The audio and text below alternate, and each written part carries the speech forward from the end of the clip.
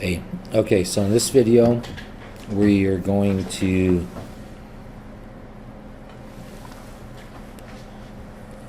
solve triangles using primarily the law of cosines. We'll see what else we have to do.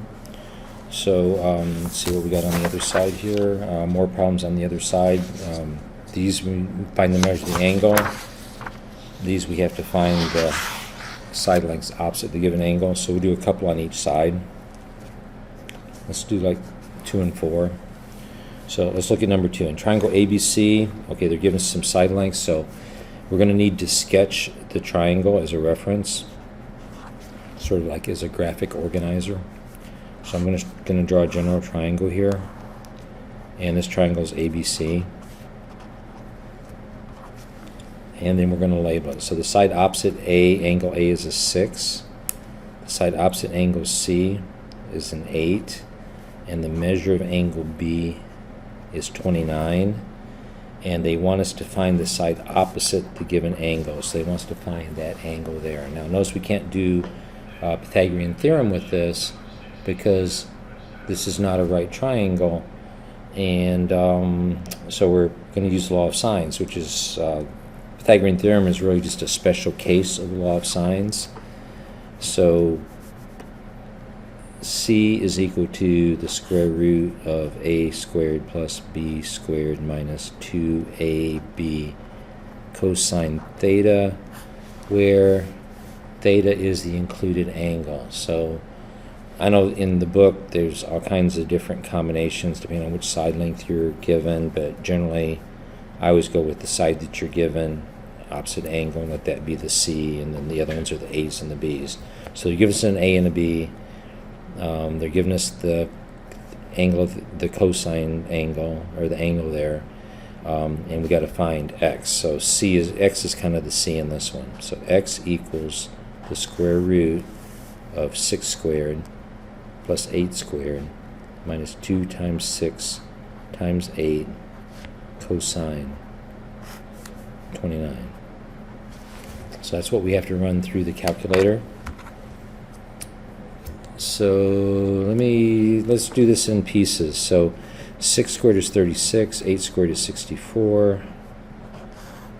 2 times 6 is, well, 8 times 6 is 48, times 2 is 96. So simplified a little bit. Basically 96 cosine 29. Let's see what that is. 96 times 29 cosine equals 83.9, well, really 83.96, which is really 84. Well, I mean, around 400ths away, so we call this an 84. So we have the square root of 36 plus 64 minus 84. So we got minus 84 plus 64 minus plus 36, rather, plus 36. Comes out to be 16.03, so it's going to be a 4. 16.03. Square root of 16 is 4. So x is 4 for this triangle. Okay, let's look at number 4. In triangle HJF, so sketch a triangle. Going to this one HJF. And H is 9, J is 6, measure of angle F is 165. No, these don't have to be to scale, it's just for reference, is 165. And we need to find the opposite side there. So it's pretty much the same as the one before. X is going to be the square root of 6 squared plus 9 squared minus 2 times 6 times 9 cosine 165.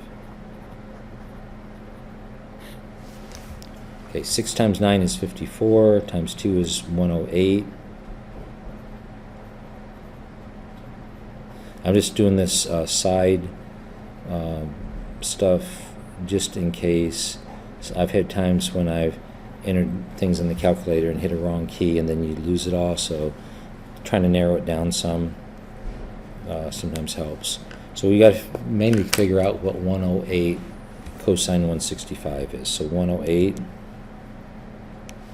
times 165 cosine equals minus 104.3.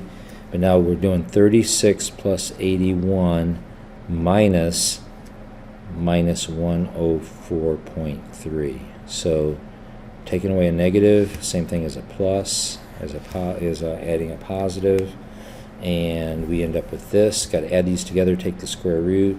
So you have 104 plus 81 plus 36 comes out to be 221,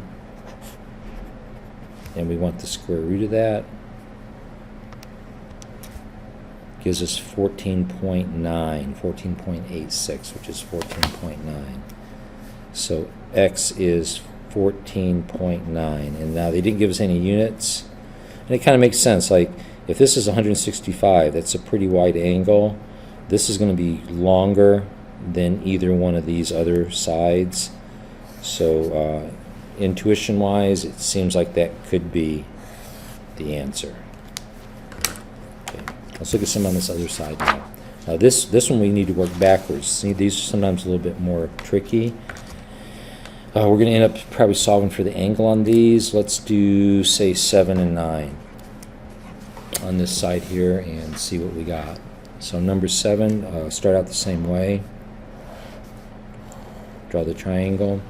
Measure angle A. They want us to find measure of angle A if the side opposite A is a 3, call this B. The side opposite B is a 4, and that means that this is going to be C, and the side opposite C is a 5. So what we've got here, we've got an opposite with our angle of interest, and we got an angle on either side. So that's set up for law of cosines. And we're not going to really solve for x this time. We'll just kind of plug everything in. So like 3 squared is equal to this 4 squared plus 5 squared minus 2 times 4 times 5 cosine A.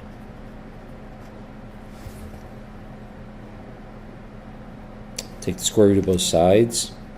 And 3 is equal to the square root of 16 plus 25 minus, and this is going to be 40. 2 times 4 times 5 is 40. We're taking away this is 20 times 2 is 40. So we're taking away 40 cosine A. Okay, so really didn't really need to square it there. When I need to break this out of the square root anyway, so this step here really wasn't required. We're really going off of this. Basically what we're going to do is get everything to the other side, and whatever we get on the other side, then we're going to do cosine minus 1 of that and figure out what A is.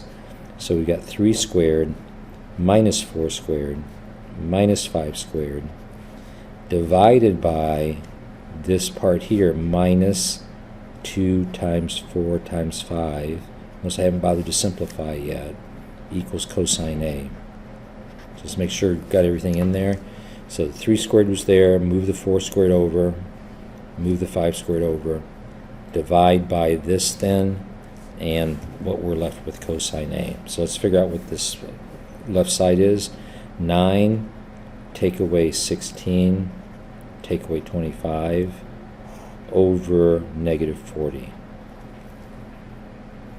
So 9 take away 16 is 7, negative 7. Negative 7 take away 25 is negative 32. We have negative 32 over negative 40. As a decimal, 32 divided by 40 gives us 0.8. So cosine A is 0.8. Now if cosine A is 0.8, to find the measure of angle A, we want to do cosine minus 1, inverse cosine of 0.8. So cosine minus 1 of 0.8 is going to give us angle A. And second cosine of 0.8 is 36.86, which is 36.9 degrees. That's the measure of angle A, 36.9 degrees. So I got that. Okay, let's do number 9. Measure angle B and BAT. So draw a triangle, BAT. They want us to find angle B, find the measure of angle B. So let me number these. That was 2. The other one was 4. This one is 7, and this one is 9. So they want us to find angle B. Side opposite B is 7, side opposite A is 9, and side opposite T is 12. So with the angle of interest, the opposite side is a 7. We're going to have 7 squared is equal to 9 squared plus 12 squared minus 2 times 9 times 12 cosine B. So that's our initial problem. We've got to get this cosine B by itself, so we're basically going to subtract each one of these terms and then divide by this one, which is going to leave us with cosine B by itself. So 7 squared minus 9 squared minus 12 squared divided by minus 2 times 9 times 12 is equal to cosine B.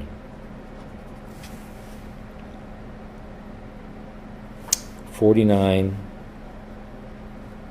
take away 81, take away 144 over, let's see, 9 times 12 is 108, times 2 is, times a negative 2 is negative 216.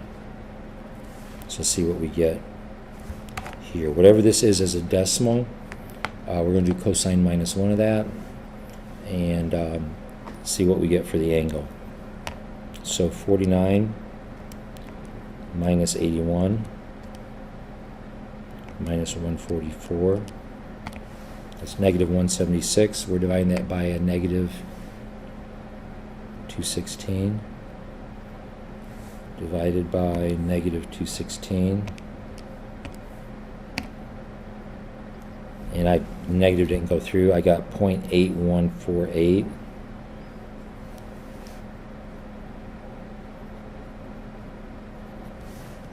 And so that's cosine of B. Cosine of B is 8148. Cosine minus 1 of 0.8148 is going to give us the measure of angle B. And let's do that. Second cosine. Now make sure to take the negative sign off. Second cosine is inverse cosine. We get 35.4. So measure of angle B must be 35.4 degrees. Okay, so that's a few problems. 2 problems where we had to find the side length using the law of cosines, and 2 where we had to find the angle.